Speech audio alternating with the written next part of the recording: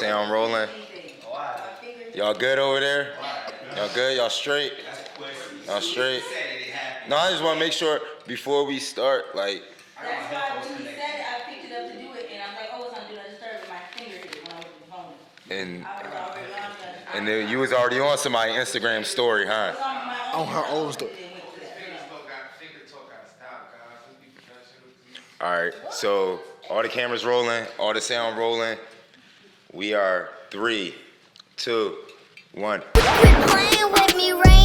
What's going on, everybody? Welcome to the Another Planet podcast. Listen, I got something special for y'all this time. It's a very special episode. On this episode, I'm gonna be interviewing the people from the MorMoves tour, ran by my good friend Scott Morris. I'm gonna be interviewing him at the end. I'm gonna be sitting down with the individual artists. I'm gonna be sitting down with the camera people. I'm gonna be sitting down with tour management. We're gonna get an insight into what it's like. Ooh, I can't talk today. We're going to get insight into what it's like to be a artist. That's Scott right there. That's Scott. That's Scott. He just bought us cups. Yeah. We're going to get some insight on what it's like to be a artist, or what it's like to be staff, or what it's like to actually be on a independent tour, because this is a independent tour. Labels ain't put this together. It's independent. And this is from the hard-working people over at More Booking. So I'm sitting here with one of the first independent artists. Go ahead and introduce yourself, bro. King Paulo. And I'm still the man, your favorite rapper who I'm bigger than. I can rip any song when I come out the dome, if they know I'm Modeli or with a pig. Major, if a nigga needed help, I wouldn't save him. I need paper, steady stacking, trying to flex on a hater. That's KVNGPOLO. I gotta make sure I spell it so people can know what's going on. I'm from Jackson, Mississippi, you know what I'm saying? I was gonna ask you where you was from, because I hear the accent. Jackson, Mississippi. Jackson, Mississippi. The South, deep South, you know? Yeah. So, is this your first tour with Scott? Nah, this like my third. Yeah, my third tour. So, what was it like coming on tour for the first time with Scott?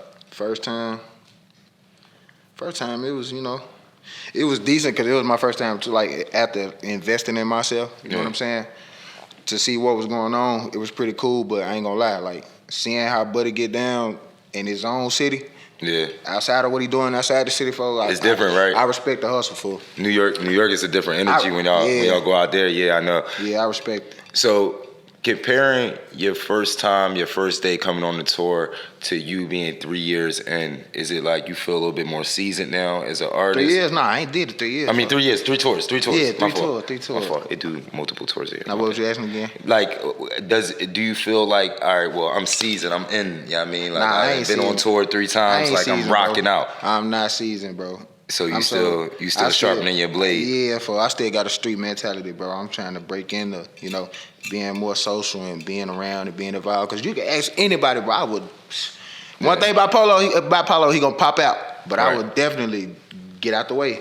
I would get out the mix quick, just so I don't mess up nobody else's vibe and energy and none of that. But I got to get used to doing what I want. Social and networking and everything. Yeah, because I ain't gonna lie, I want to do stuff my way, bro. You know what I'm saying? I know I gotta. I just want to tell you, I've been doing this for a little bit. They don't really let you do stuff. I know that. I know that. But the industry wants you to do stuff their way. I understand that part, but it's a lot of things that you can stay true to. That's one thing you gotta do: stay true to yourself. Yeah, and it'll still work in your favor. Let me pour you a shot of Casamigos real quick. So tell us what you working on, bro. Okay, I got a couple projects. One being Last of a Dying Breed. I'm working on something called Ladies Only. I got a lot of my catalog is in my world, my catalog big, but it ain't big enough. But you know what I'm saying? I'm working on these projects. I'm trying to get as many visuals as possible. I don't want to release nothing until next year. You know what I'm saying? So I could make myself look more consistent. Okay. You know what I'm saying?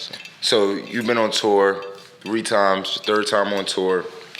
Everybody got that one John that they want to perform that's a hitter.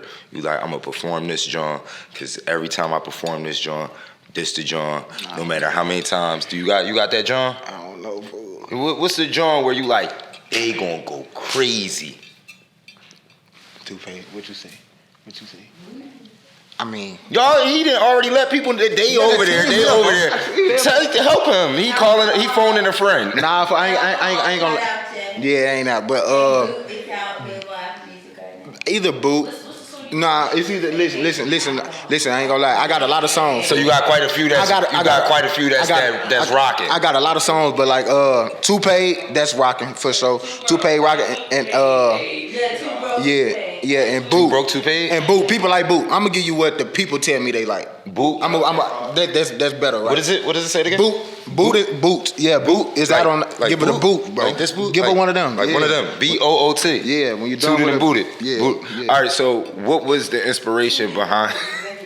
Y'all gotta relax off me over there. Y'all not here no more. So what was the inspiration behind Boot? I know we not talking Timbs.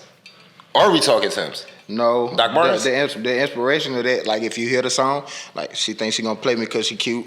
All this type of stuff, you know what I'm saying? Like You'll give it a boot. yes, definitely. I don't care how bad you is. I don't care about none of that. That stuff don't move me. What boot though? Because you know it's a wide variety of boots that you could give somebody as they walking out the door. Like you give them a pair of Chuckers, you give them a pair of Butters, you give them some Doc Martens. No. I feel like it's disrespectful if you give somebody like the tall, butt-naked Timberlands. Like when you give it a boot, you gotta take. What's the Cowboy Jones? What's the Cowboy Jones? And Timberland make cowboy boots? Nah. That's what you giving them. Nah. You getting a cowboy giving boots? a cowboy boot, yeah. With the spurs on the back of them. I feel like that sound way countryer. Is that country enough? A cowboy boot? Yeah, give her as a cowboy boot. That's about as country as it get right there. So before we move on to the next artist, before I let you go, tell me what's next. Like in the next 6 months, what's something that people can expect to see from you? More music. More music. More visuals. Okay. More tours.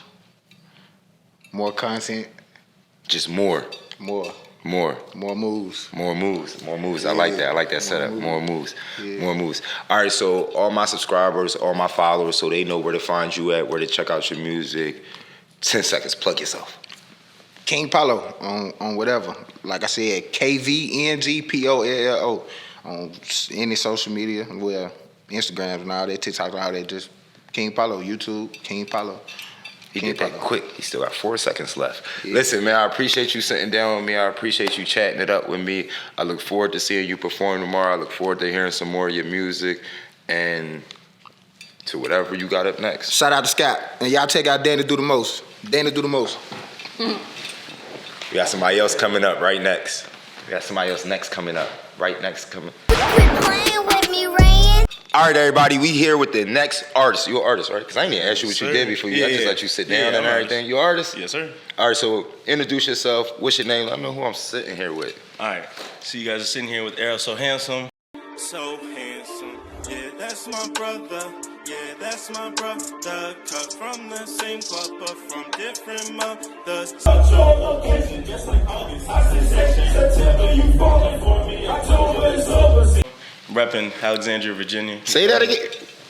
What's Eros. the name? Errol So Handsome. You gotta say it all together, right? Yeah. I mean, people could just Like call a me Tribe Eros. Called Quest. You gotta Yeah. Errol. So It's a whole thing. I don't know how comfortable I feel about calling. That's him what I'm saying. handsome, You feel me? man. People Like, can just say I Eros. don't You know what I'm know, saying? yeah. 'Cause dudes be like, no, I'm not calling them. But you wanna know what So though? handsome. I'm like, all right, you don't have to. Like, no one said you had to. You I know? kind of feel that energy because my name Mop Top, and I don't know when it happened, but somewhere along that way, Mop and Top only meant like that's what my name like kind of, and I'm just like no, like I ain't want to say that, but when you first said, I was like, yeah, but it wasn't like that. I lied to you not. When I got that name, but then I was thinking, I was like, okay, the hair, okay. when I got that name, You know what I'm it saying? didn't mean anything sexual. Yeah, facts, and facts, now.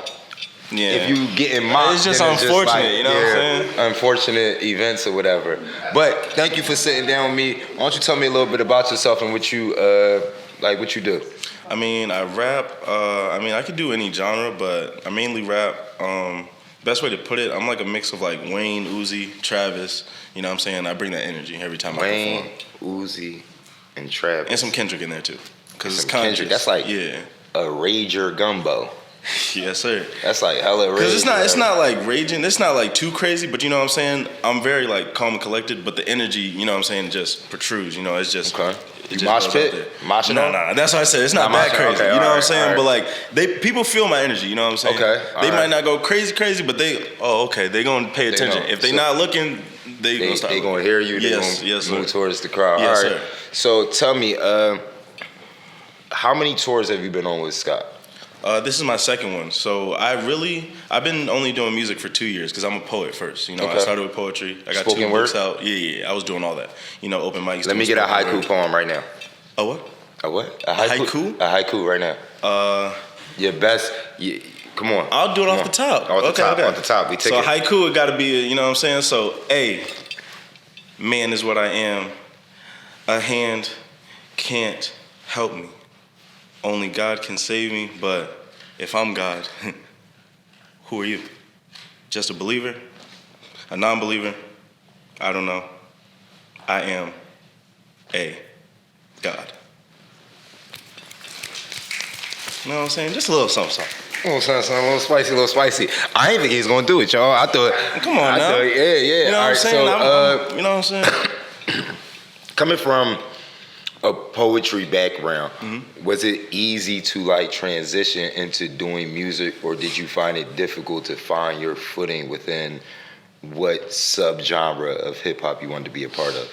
The answer is yes and no. It was easy. Yeah, it's easy because that's what rap is, poetry. Okay. But at the same time, you know, going from spoken word with no beat and then trying to be on beat, you know what I'm saying? That was my problem at first. You know, people saying I'm not on beat, I'm not catching the beat, you know, certain parts of the beat, you know what I'm saying?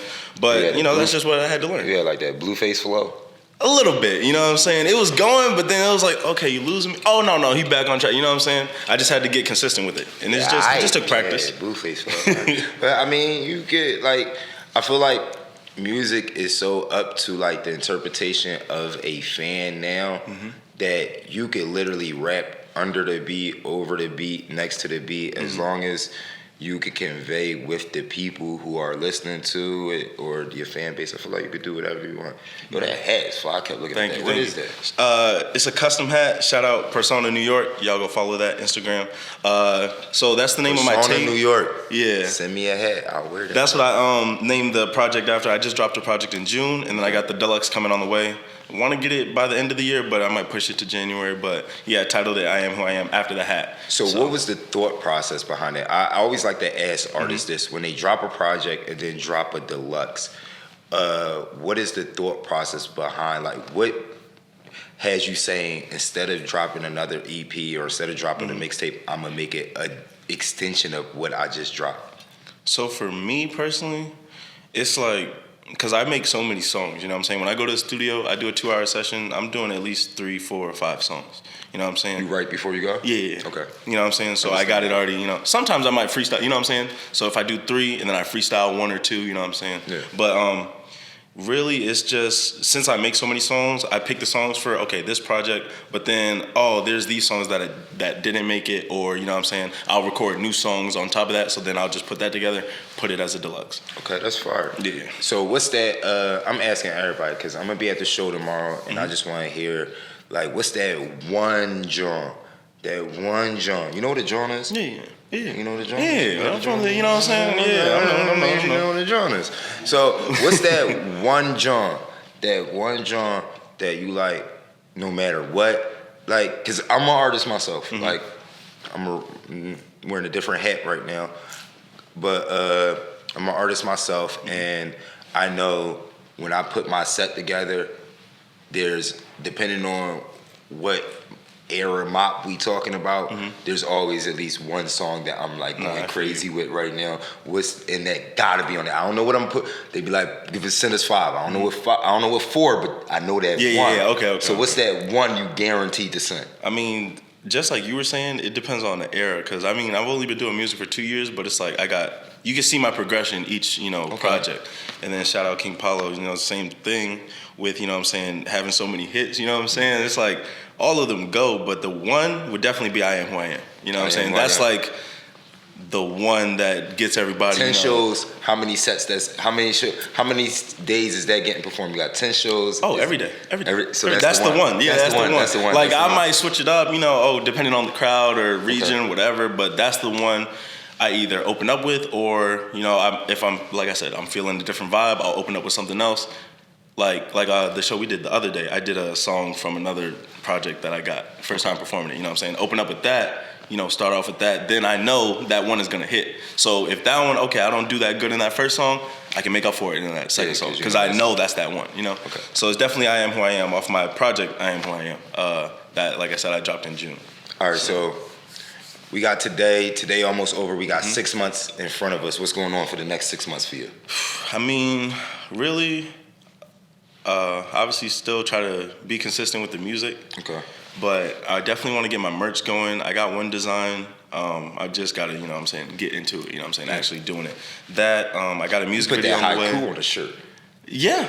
That you know haiku? what I'm saying? I got, you know what I'm saying? Haiku, you watch this enough times, you memorize it. Put that haiku on the shirt. Make sure you like and subscribe. I got a bunch of ideas, you know what I'm saying? Because I'm an artist in all sense of the words. I draw, you know what I'm saying? Poetry, all that. I just can't paint. I'm not really good at painting. But, that I got a music video coming out very, very soon. Brothers, shout out EK the Prince, that's my guy. And then really just focusing on merch, and then I might chill out on performing just so I can focus on, merch, getting branding myself really. Okay. That's really what it is. Really branding myself, marketing myself as well, pushing my older music and my new music, get all of it moving all at once so I can have a force behind me. I already got one, but more of a force behind me, and then also building a fan base, building it more than what I'm already doing, doing these shows, tours, stuff like that. Just building more of a fan base, connecting with more people, and All right, that sounds great. Yes, sir. All right, so before we slide on to the next person, tell everybody where they can find you. Go ahead, drop your plugs. 10 seconds. Boom. All right, 10 seconds. So, again, it's Errol So Handsome. You guys can follow me on Instagram at So Handsome. That's 2 O's _ 3 E's. And, I Am Who I Am on all platforms. Deluxe coming soon. You already know. Thank you, bro. I appreciate you sitting here with me. Yes, sir. We got somebody else coming up next. Make sure y'all stay tuned. Quit playing with me, Rain. And we back. And I'm sitting here with the man, the myth, the legend himself, the guy who put the tour together, Scott Morris. I've been on the road a couple days. Just left the city the other day. Told my mama that I gotta go get it. I'm busy right now, need to get paid. Some nights had to work. There was things that I had to learn. Playing ball with the team, couldn't shoot a 3 at first. Now I really go deep. Yo, what's up, Scott? What's up, my guy? I appreciate you. No, I appreciate you. So for those who don't know, go ahead, tell them the thing. It was good, guys. My name is Scott Morris. Brooklyn, New York is where I'm born and raised from. I'm just here active, excited. We're in Las Vegas right now. We just had the MorMoves tour. This is the last stop for the tour, man. And I just do what I can to make plays happen. All right, so real quick, think fast. Top 3 rappers, independent, New York City. I love I'm sorry, too early. Am I sorry too early? Am I starting this shit too early? Oh, nah, I like everybody, man. I think everybody's But you got incredible. a top 3, man. The rappers that I currently listen to right now, I love Larry June. I think he inspires me a lot. Oh, he's an artist out here in the West Coast that inspired me. No, New York. Because you're from Brooklyn. All right, well, like I said, I think the rappers that do inspire me, I love what 50 Cent is doing right now. I think what 50 Cent is doing for New York City with the power and showcasing what he can do as like a leader and someone being able to showcase how he's positioned the brand outside of rap. So I love 50 Cent. I'm always going to love Jay-Z. And shout out to Nas. I know he just dropped their own album. I think right now those are the artists that's pushing us forward. See, I think that's because you're an entrepreneur, though, because them 3 ain't doing nothing musically. Nah, Nas dropped an album. So, all right, so listen. It's an interesting conversation going on the internet right now. 21 Savage said Nas wasn't relevant. Do you feel like Nas is relevant? Like this was his thing, and I feel like everyone's entitled to their opinion, but I feel like if Nas is brought in a conversation, he has to have some sort of relevance. It's like just be relevant in some sense for you to discuss him. That's a good answer. I ain't going to dissect into that. I ain't going to dig into that. I'm going to let you rock. I like Nas. Okay, all right. So the reason I understand 21, right? Yeah. The reason I understand 21 is because Nas has a very loyal fan base that has been rocking with him through the ages, through the years. so on and so forth. But to the general person, like I know who Nas is. I think Nas is a phenomenal rapper. I think Nas is a legend. Nas isn't completely irrelevant to me, but the only reason that I know that Nas dropped a project was because of that conversation. No, I feel you, but you gotta look at it too. Like blogs are still active too. Sometimes people might go online and see something. Shade Room might post something. So just like sometimes people aren't actively looking to see, hey, did Nas drop something? Just like, for example, if Drake and 21 didn't put that they were going to drop a new project in the end of that video, would we be aware right away? I didn't see the vid. I didn't see the vid. See it. What I see, I did I followed certain bloggers. You get what I'm saying? I follow academics. I follow that might be it. I really might just follow academics. I follow a couple other people, but like academics is like one of the main. Like when I know about something, it probably came from like something DJ Academic might have said on his page or on. I think I was watching his live stream on YouTube, and he said that Drake and 21 are dropping the Her Now thing. And yeah, you know what I'm saying. So it just, when I look at an artist being relevant, I just think, like I said, everyone has someone that listens to them or writes about them or discusses them in some sort of way. And just like what you say, you pay attention to academics, so that's where you're aware of this project being dropped. Some people watch the Drake music video. I'm a big Drake fan. Okay. So I was aware that they were dropping a project because he let us know in that video. Because if you're a huge Drake fan, as soon as Drake drops something, you're going to watch the video as soon as it comes out. So it just depends on where you get your information from. But I just think that, like I said, for me, you would have known somehow, some way that Nas was out, whether it was that discussion in Clubhouse, a blog, Breakfast Club, anything. I really think that relevancy is geared towards what you want to hear and what you want to see. I think a person is as relevant as the consumer wants that person to particularly be to them. Correct. Like, so, moving on, you said you're a fan of Drake. What you think about the Drake album, Drake and 21 Savage album? I think they did their thing. I like Drake. You like Drake? Yeah, I do. What you think about 21 on it? I think it was dope because it was just like the last time we seen like a major Drake collab album to me that I thought was similar to this was Drake and Future when they came out. Yeah, What a Time to Be Alive. Correct. So I think that you think you could compare the two?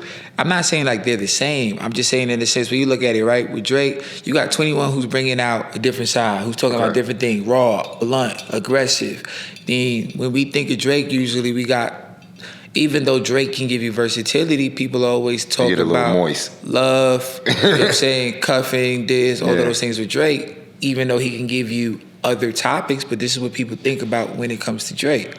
So I think like working with 21 Savage, we got to see more of that aggressive, slick talking, like I'm Drake, big talking the way that he did. Like, for example, I think on Certified Lover, what was that record that he had where he was like Daddy's Home or something like that? Y'all know what I'm talking about? Yeah, that was off of his last time. Yeah, he came right away with just like, you know what I'm saying, like talking crazy. But we like that with Drake. So, do you think we could have got the same Drake if it was a Drake and Lil Baby project? Like I said, you never know. I just feel like it just depends on the magic that hops in. I always wondered why they didn't do, like, why, like, you know. But the thing is, you never know. Like, you know what I'm saying? Because the thing is, like, I think they scared of Lil Baby. I ain't gonna lie. Lil Baby get on the track and do not stop rapping. Lil Baby will rap for 5 minutes straight. Yeah, but you know what I'm saying? I think that that could have been 21. That could have been Drake and anybody. I think that, like I said, Lil Baby's Lil Baby because he got that drive. You know what I'm saying? Lil Baby wants to compete. Lil Baby wants to be better than he was the day before. That's just Lil Baby. But you've heard Lil Baby and Drake records. They've been dope. You heard Drake and 21 records. But I think that what Drake and his team does so well, they pay attention to the comments and the engagement. Like when Jimmy Cooks came out and people was going so crazy, there were some comments saying, like, I wonder what a project would be. Like, I think they really pay attention to what the consumer wants so that they can give it to them. I think that's done with like an air of still being I think Drake is like the Dwayne Johnson of hip hop. I think Drake is going. You know that The Rock got this clause in his contract where can't nobody hit him more times than he hit them. So if you like watch Fast and the Furious, him and Vin Diesel is hitting each other. I really think Drake not letting nobody come in the studio that's going to tuck him in. Like I said, I don't know. I don't know. Maybe it's a Drake. Like I said, I don't know. I just feel like I said, me personally, I just think as just being a fan, and this everybody has their own personal opinion. I just feel like he knows how to adjust. He knows how to keep up. He knows when to let somebody take lead in the record. He knows when to be the stronger person. And I think that's just what it's about, a collaboration. It's like when you're working with artists, someone might get the best of you on this song, and then you got to come back. Maybe you're supposed to have the better hook. Maybe it was meant for this artist to shine more on this record because of the production. You just never know. Yeah, because that's how we digging into this. Like, I'll let y'all know, like, Scott industry insider. So I be wanting, like, we gonna talk about the tour and stuff. But I do want to know, like, your insight into, like, some of the things that's going on into hip hop. Like, I want. Yeah, I already made it up in my mind. I'm like, man, all right, we gonna talk about the tour, but no, I want to know what he think about this. That, like, yeah, I just learned, like I said, from me just studying music in my own way, and then the just different type of jobs I've had, that you just can't think one way, because like people listen to music different. Like what I may feel, somebody else might listen to a track and feel a whole nother way. That's a fact. So, and I've learned that from, like I said, just doing bookings. Like when I worked at SOBs, some of the people that I had to book may not have been someone I would have listened to prior to me working to that job, but it helped me have a different state of mind when it comes to stuff. Okay. So I think so different when it comes to music. All right, so a little bit outside of music. You know, we got the thing going on with, I don't think Kyrie and Kanye is the same thing, but it's kind of within the same thing. Let me take those one at a time. I just want to get your opinion on, like, so we all know what's going on with Kanye right now.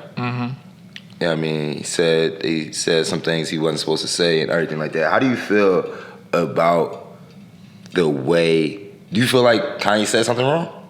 I feel like he didn't say anything wrong, because the way you look at it is people are entitled to their thoughts and opinions. Right. You know what I'm saying? So if we are saying freedom of speech, if this is what the man believes and this is what he feels, this is what he feels. Okay. If you don't agree with it, you don't have to agree with it. If you resonate with it, you resonate with it. Maybe somebody just got educated. You know what I'm saying? Like sometimes when you say things, like you could call somebody stupid. You know what I'm saying? For example, and someone may agree with it, someone may not. Some people are going to feel some type of way depending on how you say it. Yeah. It just depends on how you convey your message or how you express yourself. But I feel like he's entitled to what he feels, and if that's what he feels, like, that's what he feels. I don't think we've ever seen that before. I don't think we've ever seen a statement take somebody from a billionaire to not a billionaire no more. Like, that's probably like the most humbling thing, like, can happen to a person personally. Yeah, but you gotta look at it. It's like there's politics and everything. You think it's too harsh? Like I said, it's like I wouldn't say if it's too harsh or too what it is. It's just like, for me, the way I look at it is, what Kanye did for us was enlighten us. Okay. Provide us with information. Okay. So now, once you're given the information, is what you decide to do with it. And then the people who received it in whatever way, that took offense, they felt like this was harsh. Maybe you should never said that. I don't agree with what you did. They decided to respond how they felt was right to them. So the way I look at it within the world, it's just like some things I may agree with, some things I may not agree with, you know what I'm saying? But I just feel like if they felt like that's the way that they want to handle it, whether I do or don't agree with it, that's just what they chose to do. Yeah, because I was watching Shannon Sharp. Yeah. Watching Shannon Sharp, and he was speaking about the Kanye West and the Kyrie Irving thing. It was just speaking about the extreme level in which people are handling it. Yeah, because the thing too is like, what Shannon said that I do appreciate as well is like, in regards to like Kyrie, you know what I'm saying? He spoke on what he felt about the situation, And Kyrie's always gonna be Kyrie. That's just who he is. Right. You know what I'm saying? It's either you're gonna love him or hate him. This is him. Right. You know what I'm saying? They didn't speak about the Brett Favre situation too long, and I just felt like some people chose to. What happened with Brett Favre? What did Brett Favre do? What happened?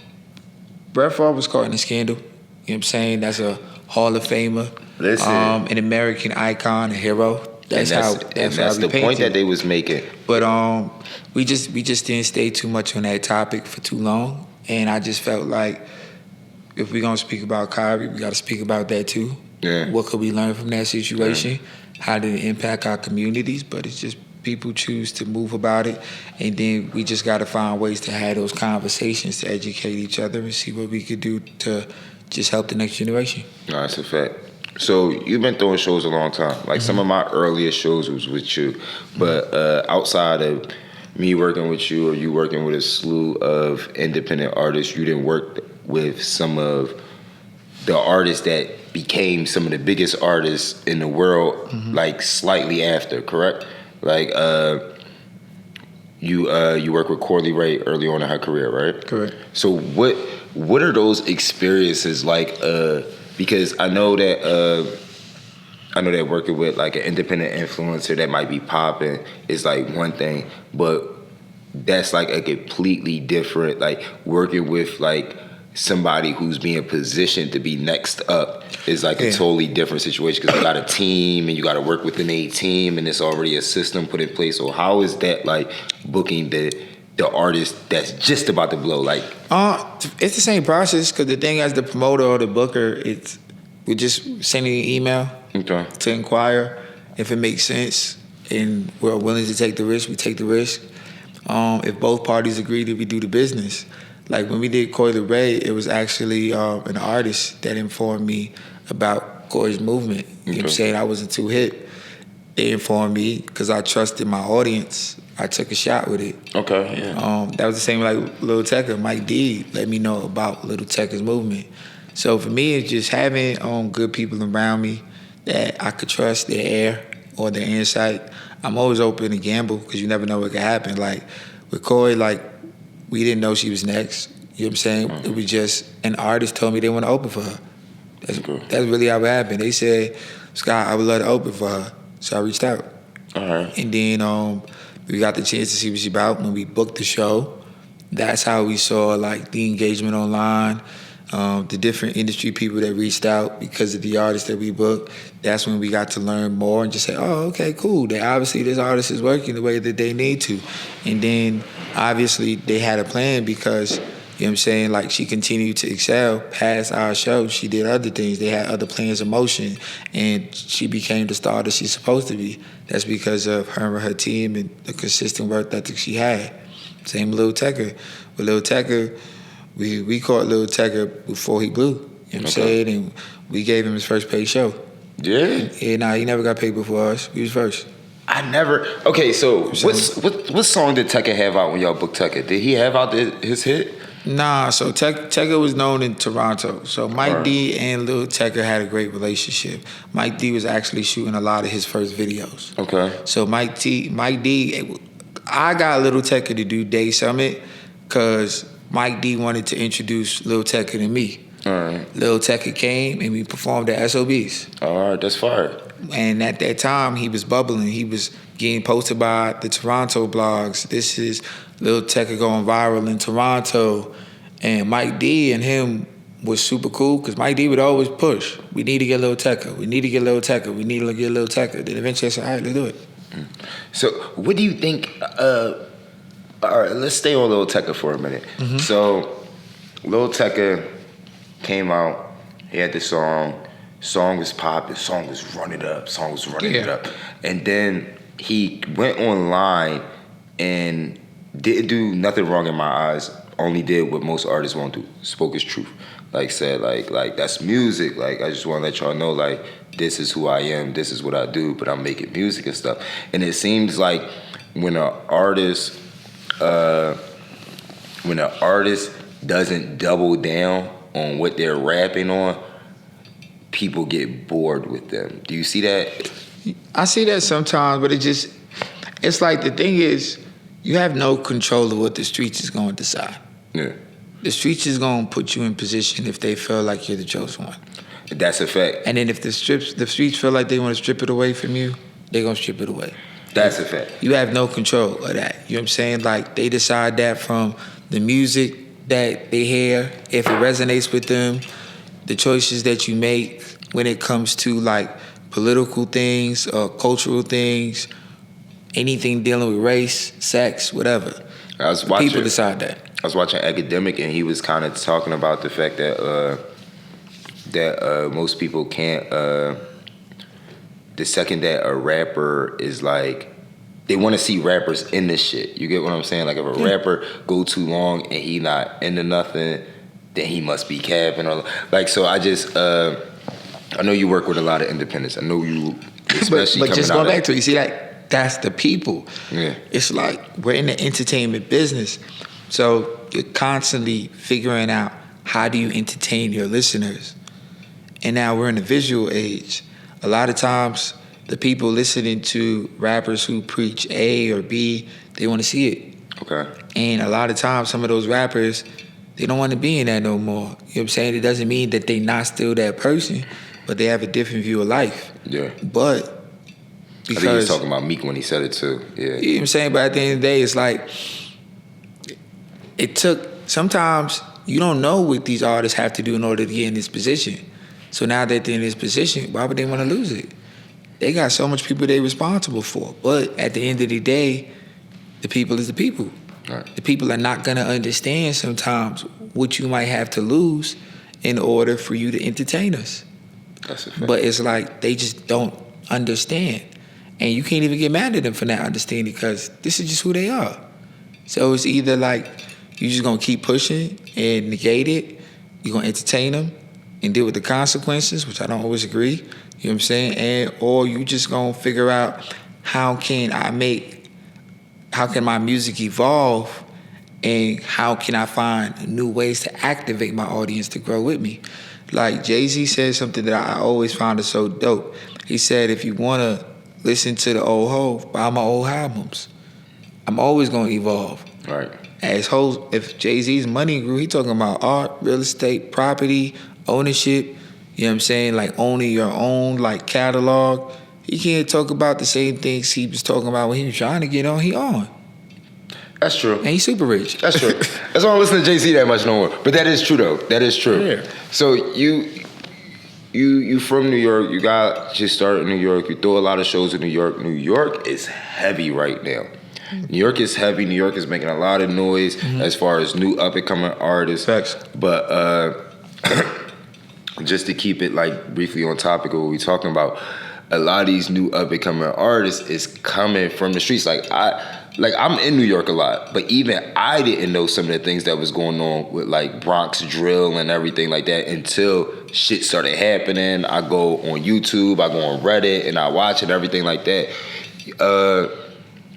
How do you feel when you see a kid, because most of these guys is kids, kid coming from your city, he next, you know what I mean, he's supposed to be next to blow, like a kid in K-Flock situation. Because I know you didn't work with some of these people early. You're like, K-Flock I never worked with yet, but I'm aware of him.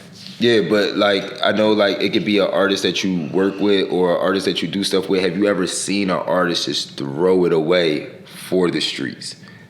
I've never personally like had an artist that I personally know throw it away from the streets. You know what I'm saying? But I think at times, like sometimes, like these artists don't, like you gotta look at it. Like if an artist was trying to fund his career and then he has certain ties, relationships, maybe he borrowed the money from this or that, you don't know what's attached to it or what he still has to follow through for his commitment because of his words or what he promised. So sometimes these people are caught in situations that they didn't mean to be, or they didn't think things would take off so soon. Just because you took off quicker than you planned doesn't mean you're still not involved in the commitment that you made. So sometimes people are involved in things that they wish that they wasn't still involved with, or sometimes people want to change like what it is that they have, or sometimes like newfound fame for some of these people is still new to accept. Like yesterday, you was in the projects with all of your homeboys, chilling, hanging out, like daydreaming about when you finally gonna make it, and then you finally make it, and you're starting to slowly realize that I can't be in the projects no more because a million people who done heard my song on YouTube is gonna come and overwhelm me and take pictures and photos, and now I gotta get security. Why do I have to get security? You know what I'm saying? So it's like sometimes it takes time for these new artists that are adjusting to learn and understand. Like I'm a business now. Okay. Sometimes they gotta make mistakes. Sometimes they gotta get mentorship. Sometimes they gotta get advice. Sometimes the people who are already in position gotta reach down and say, "Hey, look, this is what you gotta do, and this is what I did wrong, and I don't want you to make the same mistake as I did that." Like for example, for me being a promoter, I'm blessed that there was promoters that did it before me that I could call and I could get advice on. I could ask them about their mistakes. I could know what I got to do. Just like I've made a lot of mistakes. There's like people that I talk to that if I feel like they can make better situations, they can move better, they can understand their power and influence. Like people appreciate that. Sometimes there aren't people talking to them, and sometimes you think they are, but they're not. You know what I'm saying? So it's just the conversation that we have, the more we talk to the people, the more that we develop those relationships, like those people will listen to you. It's just as long as they feel like the advice that you're giving to them is genuine and pure, and they feel like it's from a good place. Like, but a lot of people, like newfound fame to people, is just you don't always accept it right away. Yeah. Because you're still trying to figure, is this real? No, that's a fact. So you spoke a little earlier about Day Summit, about having Tucker come in Day Summit. I performed at Day Summit. I've been to Day Summit. I'm blessed. My God, I watched Mop turn into the man he is today. Tell us about Day Summit. So for people who don't know what Day Summit is. So the goal for Day Summit is for it to become like the festival for the Northeast, man. Like coming up as an artist, an entrepreneur, you know what I'm saying, future record exec someday. When I went to South by South, I was always told the stories of South by South. How legendary it was, how much industry people you're gonna meet, how big it was. And then I did my research. It's a major festival where careers are born, new relationships are created, people get inspired. You never know who you're gonna meet. Sometimes people put their last dollar. I was one of them. To go out there because of how big and profound it seemed. Yeah. So when I went out to South by South, that was on my last dollar. Me and Zay, I went out there. We had enough money to fly out there, but we didn't have enough money to have a place to stay. Okay. But it didn't matter to us. We just wanted to be in the environment. So going out there and knowing if I had to go out to South by South to network with people, go to YMCAs every single morning to take showers, sleep in like the car that we rented, because that's all we had left, in different hotel parking lots, in a city that I don't know nobody from, just betting on to go and work. If I'm doing that, there's millions of people that's doing that because they want to meet people.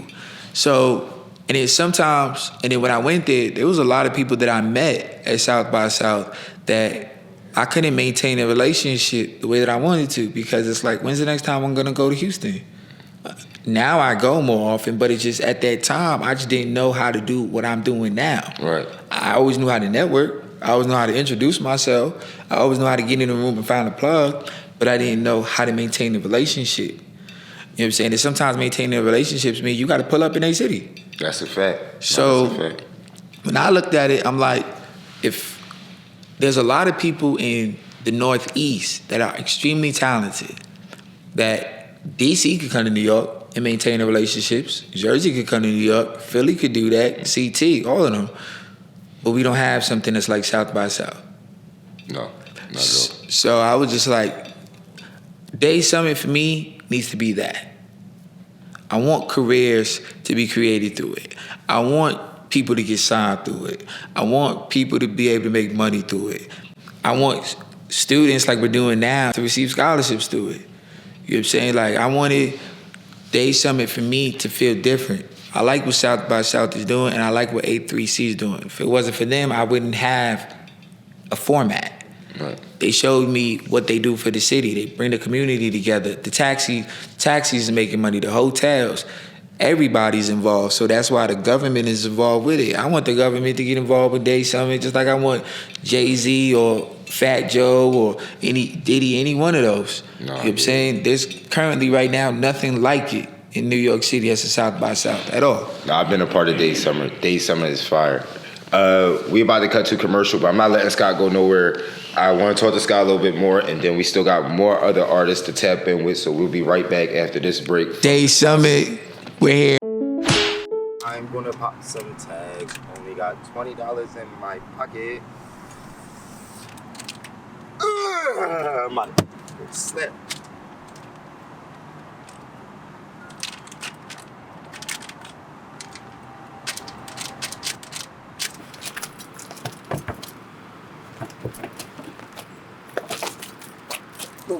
No. The jingle. Like a good neighbor, slept what is there. Hey, Flatwood from Blake, or Blake from Flatwood. What the fuck?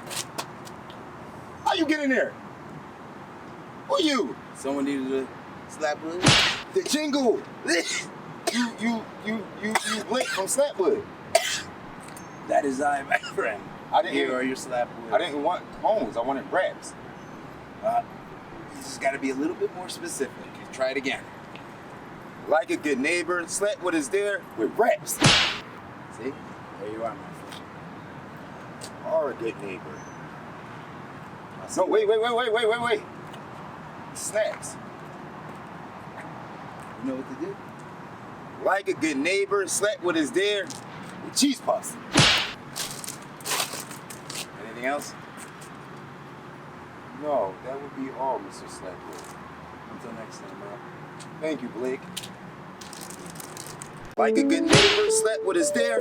Quit playing with me, Rain. All right, so we are back. Shout out to our sponsors. I'm still here with Scott Morris, the man behind the More Booking Tour. We just got done talking about Day Summit. So currently, you are on tour. I'm not on tour this time. I was on tour before, but I'm not on tour this time. Right. I'm a visitor, a special guest. Tell You're us an alumni. Yeah, I'm like a legacy hero. Like, I mean, been around. Tell us about some of the stops that y'all made For this tour? on this tour. All right, so we got to visit these beautiful cities. I love Phoenix. We stopped there. I always love LA. Okay. You know what I'm saying? We went there for Complex Con. They had the time of their lives. Kanye apparently walked out. You know what I'm saying? So that's monumental for people. Kanye was there. Monumental. And then you had people jumping off a turnbuckle, so that's incredible too. Live, right? Right? People are people, man. And then San Diego, you can't forget San Diego. Okay. So those are what we seeing. We're here in Vegas. Shout out to Vegas. We're here doing an interview, even though it's cold. It's warm. So inside. let me see. What is, like, you've been around. Mm-hmm. You've been around. But what city give, like, y'all always giving good energy. What city give that energy back no matter what every time? I know you love everywhere. We all love everywhere. What city, like when y'all step in there, it's like, I know, not New York, because you from there, and not Philly because you be over there with me. What city y'all know you like, man? When we go here, you telling artists like, yo, y'all ain't been in none of my shows before. This show gonna crank. What's Nah, but the crazy thing is, like, to be real with you, not even to sound like cliche, the reason why it's everywhere is because the thing is, like, a lot of artists in these places don't get opportunities like that the way that they want. No, that's a fact. So every city feels different. So, like, this city might connect with us after the show and ask questions about business and how they can run a business. This one might say, you know what, these artists are not from where we from. Let's connect. This city might just go crazy because they just go crazy. So every city is a different experience. Like, for example, like, we went to LA, and LA felt so dope because we had a different age group. We had people that was between 20 to 40. Some lady came and brought her whole family and celebrated her whole birthday, her 50th there, and had the time of her life. And then they walked outside and said, "Oh, these artists was incredible." I didn't see anybody whack. I didn't expect that. No, so that's why I was like, when I say like every city, it's not even like being cliche. It's like every time I go, it's a different experience. Like for example, like we did Orlando twice, and Orlando when we went to Florida, it was dope the first time, and then the second time we went there, the level of intensity was even more. Okay. So every time it's just different. Like I don't really have a like crazy favorite. It's just more for me right now. I'm trying to go to the museums and see what they got to offer. I'm trying to go to Fat Tuesday still, see what Vegas has to offer. That's more the experience I'm looking for. What are the historic things that these cities have, or what is something that when I go to this city, like if I go to Chicago, I'm trying to take a picture with the Bean. Yeah, That's what I'm going for right now. I'm trying to think, what is lit in Vegas? The Strip. You find a million things on the Strip to take pictures of and everything, and then you got Maxis and like it's. Yeah, that's why I'm trying to see what the city got to offer. Yeah, no, that's a fact. Yeah. So, working with independent artists, working with independent promoters, doing all this stuff on your own independently, especially doing a tour. Has it ever been a situation where something wasn't what you like? Where something drastically wasn't what you expected? Like you ever pull up to a B&B, Airbnb, and it's just a closet, or you ever pull up and pick up a van and the van smell like a dead person, or you ever pull up to a venue and it got to be ups and downs. No. There's never gonna be a show or a tour or an event that you do that is ever gonna be perfect at all. I've been doing this long enough to expect the worst. And one thing, like my father has always told me from like young is, if you're playing for perfection, then you're playing it wrong.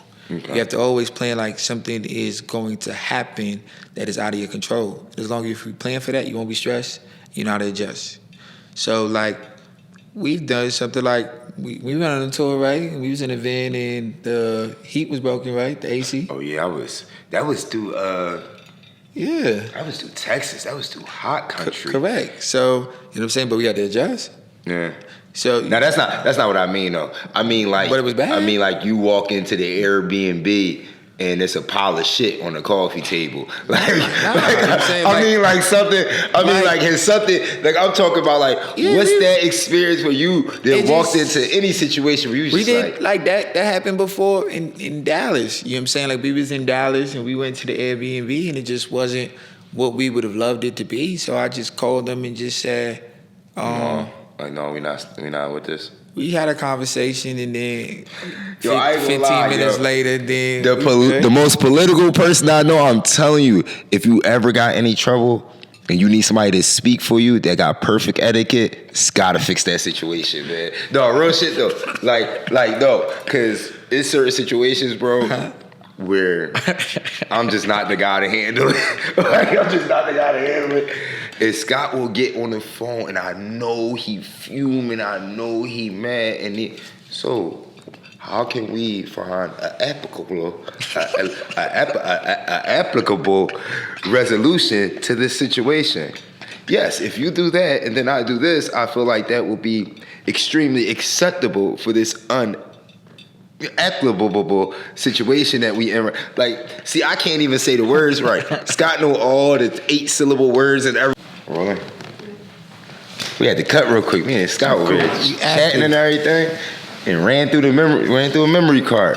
So yeah, I understand that like things not always the way you want it to be when you roll into places sometimes. But like I said, one thing I can say about Scott, I didn't watch you do it, bro, and I just be like, I had to call him so many different names, and you know what I'm saying? But you handle stuff quite well. So you said this was the last stop on the tour. We got Vegas. We got Vegas tomorrow. What is next? I know it's another tour, but like you said, we just got a couple shows in ATL. Right now, we're doing transitioning to like the Road to Day Summit. It's scouting season right now, so we just want to see great artists that we can invite back to New York City, that we can put in front of a couple labels and radio reps so they can develop relationships and continue to be consistent. So I'm just excited to see what the new year brings and letting God lead. That's it. All right, so outside of shows, promotion, booking, you do music yourself. Yep, dropping starting January. Dropping starting January. Facts. What's the first single? I got a couple songs out. I don't know what's gonna be the first single, but so for me, I don't want to be traditional. I've always prided myself on being consistent and just letting everything flow to me. Okay. So for me, my music journey for me is gonna be like something for me that just brings me peace. Okay. And then I figure it all out in the process. You know what I'm saying? I just want to drop. You know what I'm saying? I just want to drop and just be me. I respect And that. I feel like if you like it, you like it. If you don't, you don't. It ain't for you. I heard some of the music. I actually like some of it. Oh, I actually nah, like some of it. I appreciate you. I actually like some of it. I heard some of Scott music, and it has progressively gotten better over time or whatever. Scott didn't start whack. Scott started okay, and Scott didn't play some stuff for me where I'm just like, damn, who that? Like, without telling me it's him first, and I'm just like, damn, I kind of like that record. Like, your voice sound different. I mean, you don't really sound like you, so... Yes, I'm excited. I'm excited to hear some music. Yeah, the way I look at it is, for me, it just brings me peace. I know if I want to work with some of the top producers, they're going to come to me as long as I'm consistent. Okay, yeah. You know what I'm saying? Because at the end of the day, the way I look at it is, sometimes producers, executive producers, features, different people, like, it's a business. You know what I'm saying? At the end of the day. If people see that you consistent, you can drop a record, they feel like they can give you a hit, or they feel like they can add to or make something better, they'll come if they see that it makes sense.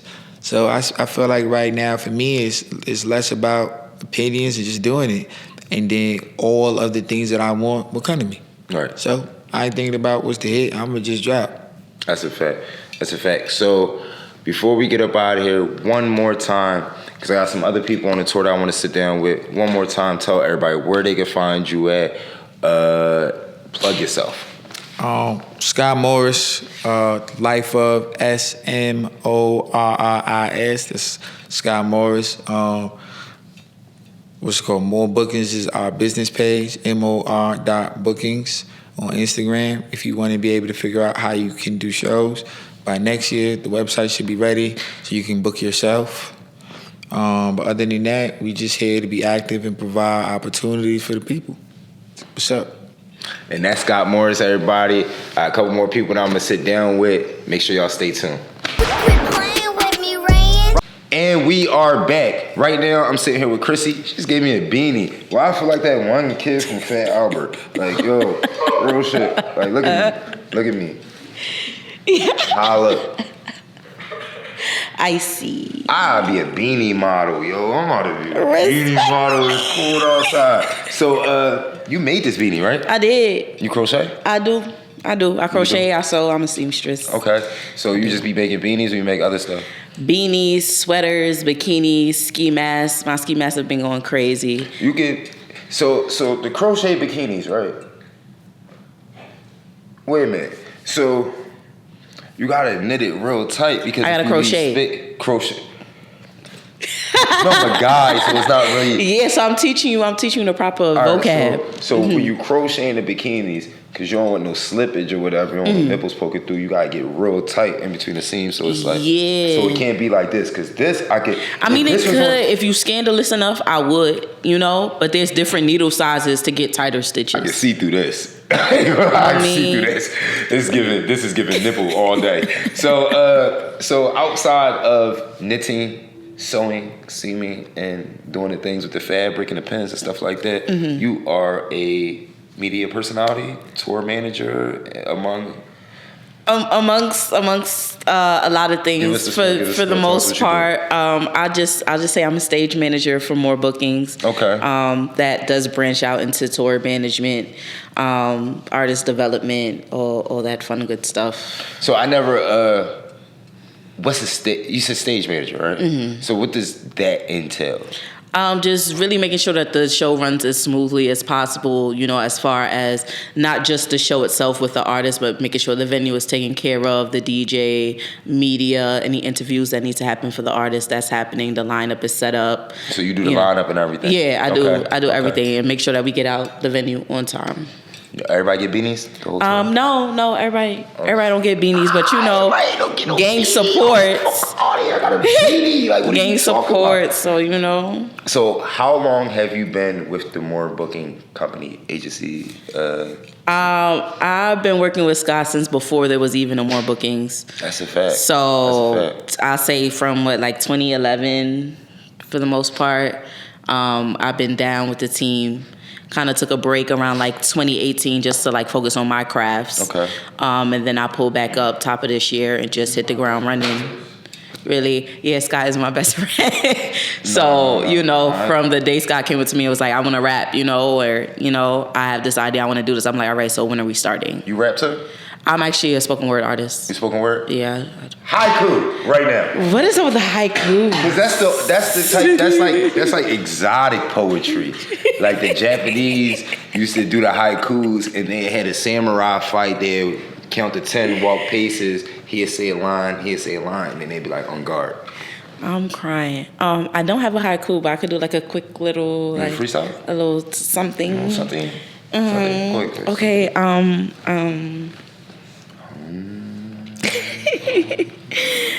As I look into the eyes of my brother, I could see a little boy perched on a wooden rope swing hanging from the oak tree in grandma's backyard. His soul is young, like red stained lips from popsicles auntie said we couldn't have, or games of spin the bottles in junior high school cafeterias. He hasn't matured.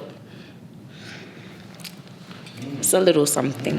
Snap. Just a little something. Snap, we get.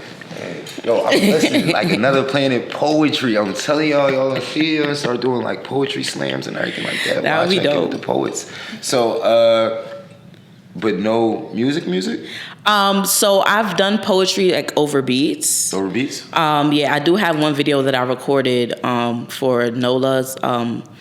It was based off of She's Gotta Have It, Nola Darling's character, based on Spike Lee's film She Gotta Have It. So that was like the first one I did like with a beat. I've also been experimenting with beats, but I actually need an audio engineer, like real one, that's down for your girl. That's solid. Yeah. Young Nostra. I actually spoke to Nostra. I did a Pastor Aux event with him. That was our first producer event with More Bookings. We did a couple weeks back. So I actually was in talks with young Nostra. I actually went to high school with him too. So Nostra do all my that's production. My dog. Nostra do a lot of engineering for me, and Scott got a relationship with Nostra. I got a relationship with Nostra. Mm-hmm. He part of it. He part of the clique. Yeah. He's supposed to get a beanie. He 4'5". I'm telling you. Pull up on those shit, be like, yo, bro, I'm trying to talk to you about the situation, you know what I'm saying? And I got a beanie for you. Nostra hair all the way down to his calf muscles. I know he'll appreciate a hat. Like, a beanie, his beanie got tuck in the bottom, though, because he Bag, so he could, slide up the little roster cap. I like the open beanie, you know what I'm saying? I like the fat. I'll be beanie, you know what I'm saying? Like, so, could we So you trying to get with an audio engineer, meaning that we could expect some music from you? Yeah, definitely. That's definitely. fire. So you'll go from managing the stage to performing on the stage. Yeah, I haven't performed in a few years, so. Oh. I was doing that for about 12 years. That's how, me and Scott even got into the whole, this should be what you could do for us, So I was already in that scene, but I kind of took a step back for the most part, because artist development has always been something that was very dear to me. I went to school for theater to be a director, so I always worked with stage and helping people with their stage presence, and that was a passion. So I'm I want to help everybody, and then I got to the point of maybe I should help myself too. Yeah, help yourself just a little bit. Yeah. So. You've been all around with Scott, touring here, touring there, bouncing around. What's your favorite city? Don't give me one of Scott answers. Give me a real answer. Give me a place. Don't be well, I like everywhere. No, but you can like everywhere. I ain't saying nothing about you like everywhere. You like everywhere. Scott like everywhere, everybody. That's why Scott can go far, you know what I mean? I'll say I think my favorite city. So for might be Atlanta. I lived in Atlanta last year Okay. for some time, like majority of there, about like 9 months. Cause I had a baby, you know. Oh, congratulations. No, didn't. But this was the baby. Oh, the beanie? The brand, yeah. Oh, Bonnie okay. Velvet. Okay. What is your favorite thing about Atlanta? Like, tell us. No. Tell us something about Atlanta that the person just going to Atlanta or a person that just might have been in Atlanta for a weekend don't know about Atlanta. Like, do y'all got like very violent homeless people? The homeless people are actually really nice. I feel like Atlanta, I would say, is like very keen on Southern hospitality. Like, so even the homeless people, yeah, they not out here. No, they built like armadillos and they will fuck you up. They will fuck you up out here. I'm telling you. Yo, like everybody is so nice, even like when they're being shady. I'll say, like, you originally from New York? I'm from New York. So there's an extreme difference between. Yeah, because homeless people in New York are like, can I get $39.82? Like they're real like precise because they know what they want and exactly how much it costs. Yeah, exactly, and you should give it to them because you got money. Yeah. How they know you got money? This is what I'm saying. I could be homeless too for all they know. So is it like do the homeless people down south give you money? They don't give money, but they don't ask for exact change. They just like, excuse me, sugar, whatever you get, and I would greatly appreciate it. You feel me? Even people that's not homeless, they'll ask you for a swipe on the bus. Everybody is like more community. Helping each other. Yeah, like you'll walk past and wipe somebody's window. Type, yeah. But they also might shoot you up, so you know. Yeah, they gun laws is like. Because it's open carry. Corral. Like it's like the purge down there a little bit. Yeah, I think they got one day a year in Atlanta where it's just like, hit them if you could catch them. So, type, yeah. So, all right, so this was the hats was the baby, the brand was the baby. I thought you meant like a baby, but I thought you just put diapers on. No. But this a baby. This is my baby. They had a baby. Yeah. Okay, so what is the name of the... She gonna fuck me if I say knitting again. Crocheting company. What is the name of the Because I'm like, because you know you can feel somebody about to pop you like. No, all right. So what is the name of the crochet company? Bonnie Velvet. So kind of a playoff of like Bonnie and Clyde, but like Velvet is my Clyde. So yeah, I kind of started doing it was actually an accident. So my grandmother had passed. I was kind of like in like an art therapy kind of space, kind of like trying to rehab myself. And I love velvet. So I was making a lot of garments out of velvet. I went in a store one day, I found some velvet yarn. I'm like, yo, I'm about to try to make some shit out of this. I made a bralette, posted it on Facebook. Within the next 2 days, I got 15 orders. And it kind of just like took off. And it's just been like me and velvet ever since. So. Oh, that's fire. That's fire. Do you have a social media for the... Yes, The Velvet Godmother. Okay. Correct spelling, but my main page is _ The Black Goddess. Okay. So if you go to The Black Goddess, you'll see a lot of the work that I've already done on that page, like some of the reels and like some of the people that I've worked with. I've seen people crochet like teddy bears and stuff like that. You doing toys yet, or you just do clothes? So I actually made a stress ball out of boobs.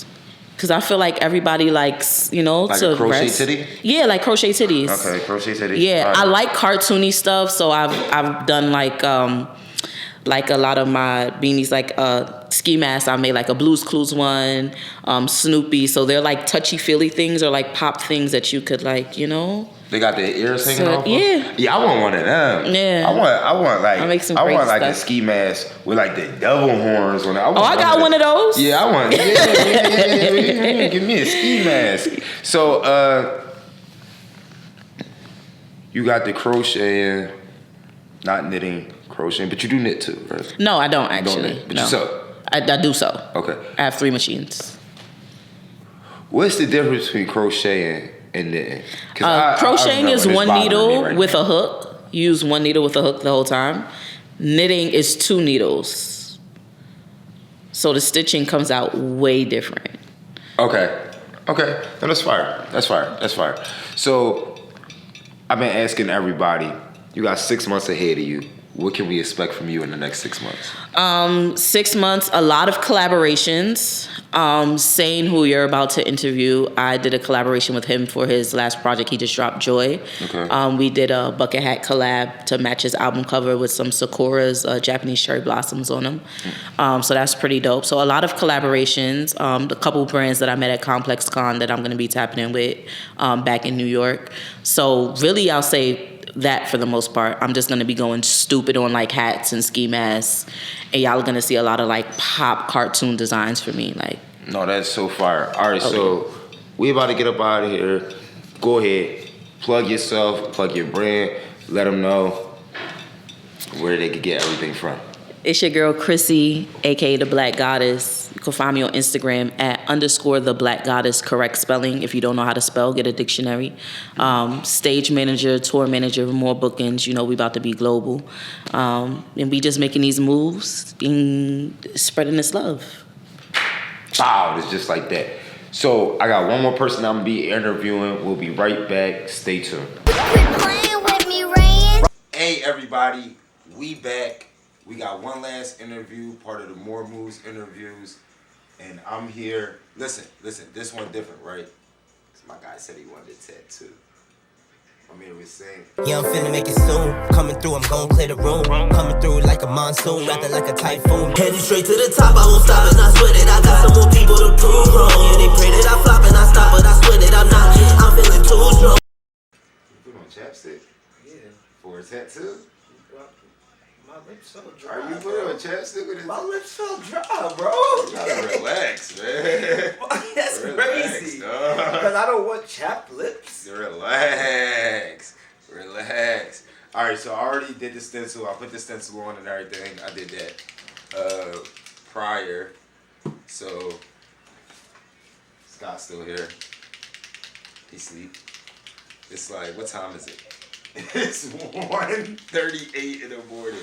I ain't even mad that he sleep. So tell everybody what we doing right now. What are we getting? Right now we getting a tattoo of my logo, my merchandise logo, my clothing line logo, whatever you want to call it, designed by my bro, Diverse Concept, Kyrell Palmer. Okay. Super dope guy. You're safe, you're comfortable with me doing this tattoo. I mean, you've done a tattoo for me before. I'm supposed to tell them, I ain't supposed to act like this the first tat. Oh, damn. Nah, I feel very comfortable. This is my first tat. You a little ashy. I know, cause I was dead ass just scratching my leg, bro. And that's when I was just like, oh. And I was like, oh, okay. Alright, so I just want to let everybody know I am not a professional tattoo artist. I am a guy who has different abilities and I can do different stuff. And tattooing is one of the things that I picked up doing. So now that the disclaimer is over, what's going on, my guy? Man, we've been on the tour for the last couple days. We've been on tour since like whatever day. I don't remember. So, but we started in Arizona. Oh, it's gonna hurt. so this a little bit different for you, right? Because you always on tour. Yeah, I'm the head of the media team for the More Bookings team, but I also have my own media company that I run when I'm. Oh my God, that shit hurts like a motherfucker. Goddamn. Huh? You talking about the calf will hurt. I know thighs hurt. That's why I was like, hey. You got a thigh tat? No. So how you know? I know somebody that got one. So. How you know the thigh tat hurt? You okay? Yeah, no, I'm Gucci.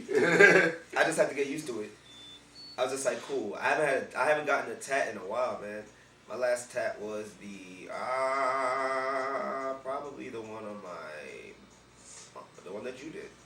Did your last tat? I think so. I'm almost certain. Oh, look at the bunny. So yeah, so this interview. Yeah, so we've been on the tour for the last couple of days. We started in Arizona. We made our way to San Diego, then to LA. Now we in Vegas. We got a show. I would say tomorrow, but today. Yeah, today now. Today now.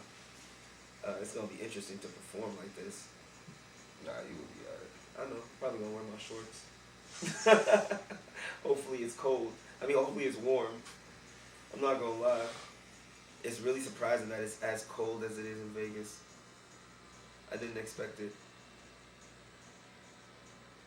It get a little chilly. You good? Mm-hmm. I just gotta eat it. Pause. Yeah, heavy on the pause. Heavy on the pause. Heavy on the pause. But yeah, it's dope to link back up. I tried this before too, like getting an interview during the tattoo. Mm-hmm. It wasn't like the interview I thought it would be. This is like a podcast. Yeah. Wait, it is a podcast. It definitely is a podcast. Ah. It's actually the Another Planet podcast. So this is okay. Yeah. We can just chat. We can literally just chat, bro. We can just chat it up. We can literally just chat, bro. I don't remember how. Like I think we was talking. I don't remember what we was talking about, but I got reminded of how long I've actually known you, bro. Yeah, we've known each other for a little minute now. We've known each other for a little minute, bro. And I was just like, I remember Mop before he was Mop.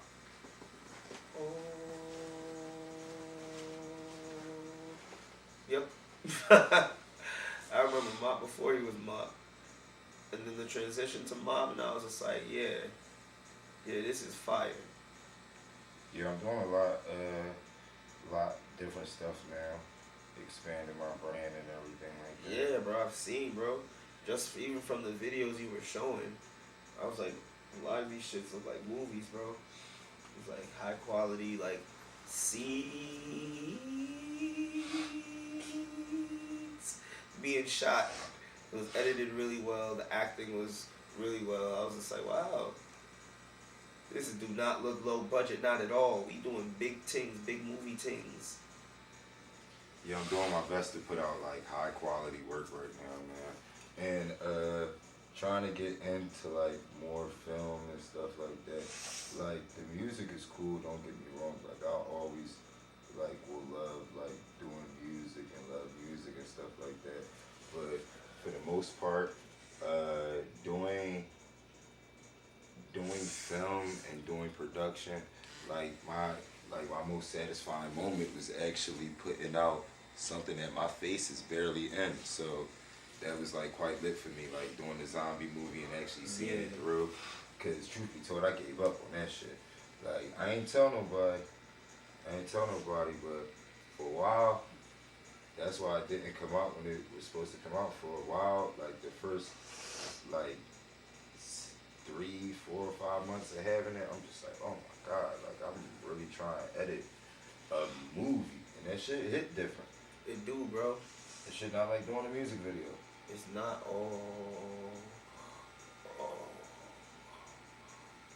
wow. Yeah, it's not, bro. Like I've only shot like 2 short films, and even just that is like a task. Yeah. And then I didn't even like, for the most part, like I did I directed, I wrote it, and all that was cool. And then it got down to the editing, and then it was just like, damn, I really shot something that need like CGI, and I really shot something that need effects, and we really killing a lot of zombies. Like I probably did better like trying to make some fake squid packs or something, because all that post-credit blood is a little bit different.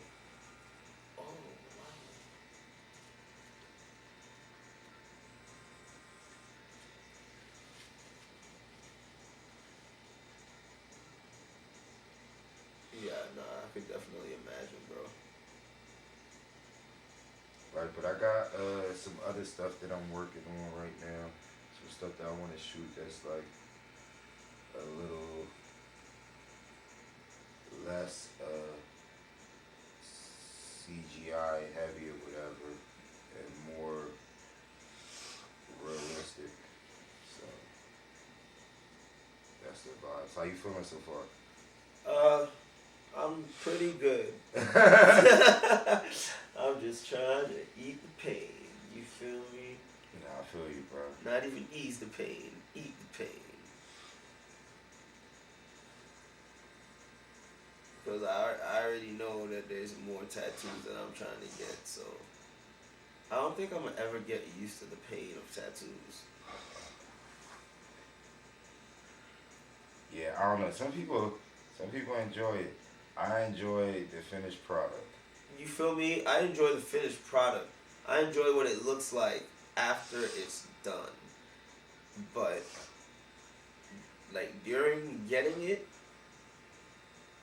what the hell? The Squid Games? What is going on in this episode? Oh, yeah, I got Mr. Beast on the TV right now. What the Yeah, he did his own Squid Game and shit. That's crazy. I draw a lot of inspiration from Mr. Beast. Boy was inspiring, yo. Like the way he gives back and stuff like that. Yeah. You really do give back a whole lot of money. Like a whole lot of money, bro. Like I seen this episode where he had the people, this lady, she had to fit whatever cars she could fit in a triangle without hitting the sides of the triangle she could keep. So she put 4 cars in a triangle and they told her she won and she could stop. She's like, all right, cool, what car I get to keep? And they told her you get to keep all 4 and she started crying. This lady was like 70. So it was like, I was like, damn. That's crazy. It almost made me cry. Like, That's oh, crazy. damn. What you gonna do with all them cars? Oh, no. Oh, no. But it's crazy because I seen this video. What's that other dude? Cutie Pie? Nah, not Cutie Pie. Dorbrick. I don't know. David Dorbrick. Something like that. He be giving away like Teslas and like Lamborghinis and shit.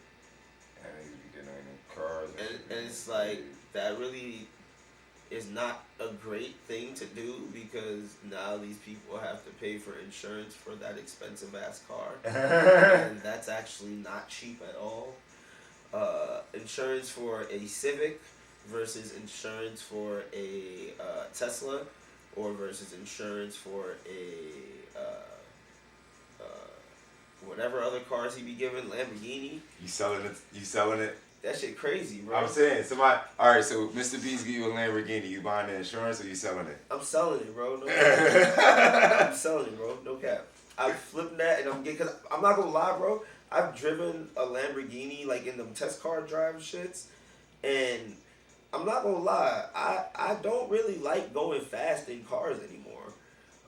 I'm past that point in my life. I had a sports car at one point, and it was great while I had it. Then I didn't have it anymore.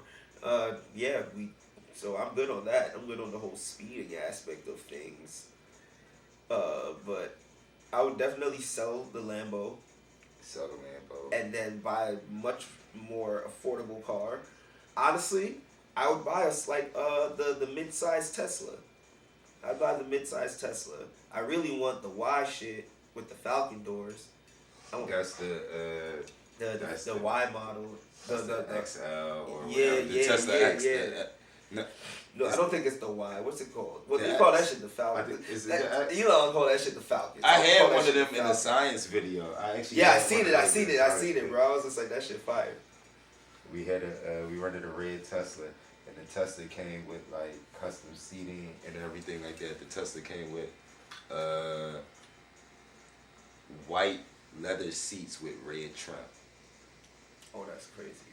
On a red Tesla. That sounds sexy. I'm not gonna lie.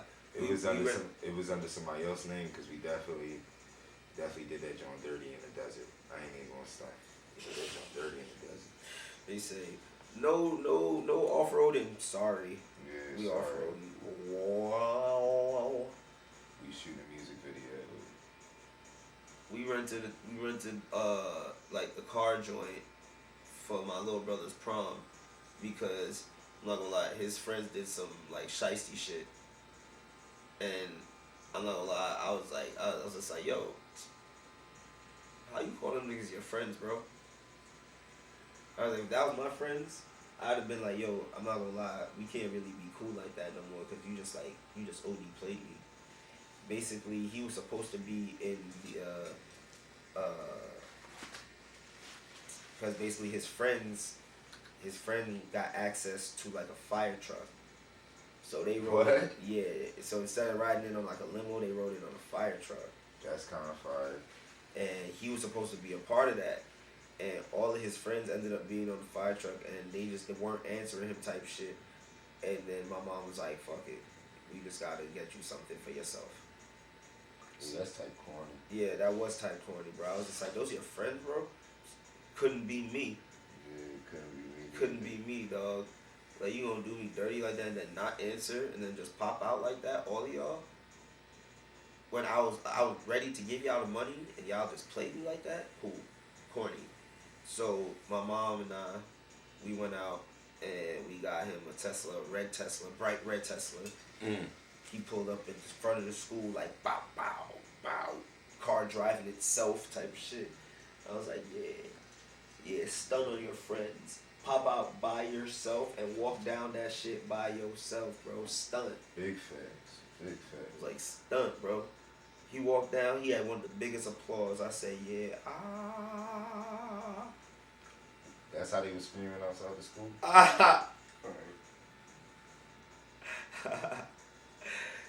That's exactly how they were screaming outside the school.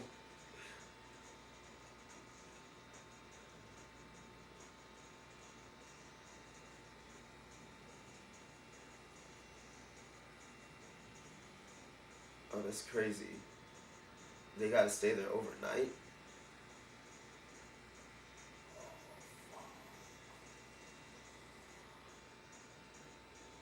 Shite. This shit hurt like a mother.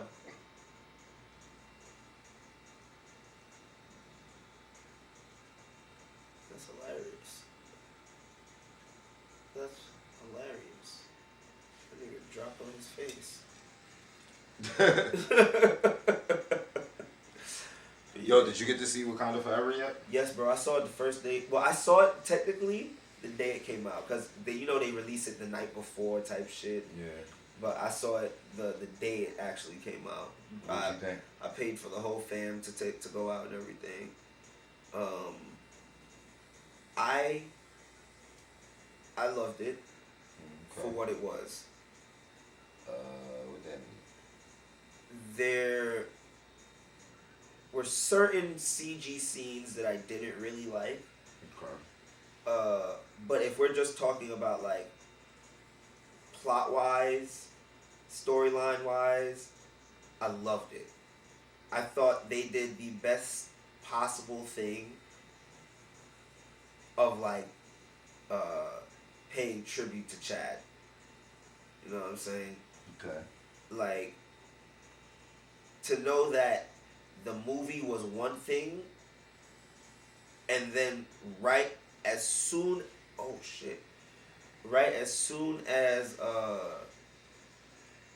as he passed, like right when he was about to show Chad the script, he passed. Yeah. So I'm like, yo, that's crazy to me, bro. Yeah. No, that is crazy. So he had to go all the way back to the drawing board and just write that shit from scratch. But I liked it. I loved it. I'm not gonna lie. I loved it. I thought it was really good. I think the action scenes were placed really well, and I'm happy that it wasn't like super CG heavy. I think Letitia Wright was amazing. Okay. I thought Angela Bassett, come on. I thought she was amazing.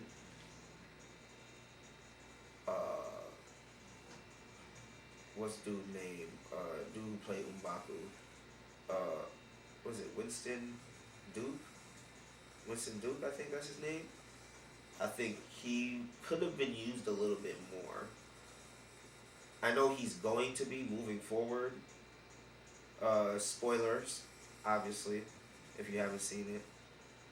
I know he's gonna play a major part moving forward, but I could have used a little bit more lines from him in the movie. I do like that he was also used as the comic relief, because it was Shuri last movie who was used as a comic relief for certain things, but M'Baku serves his purpose, doing his thing.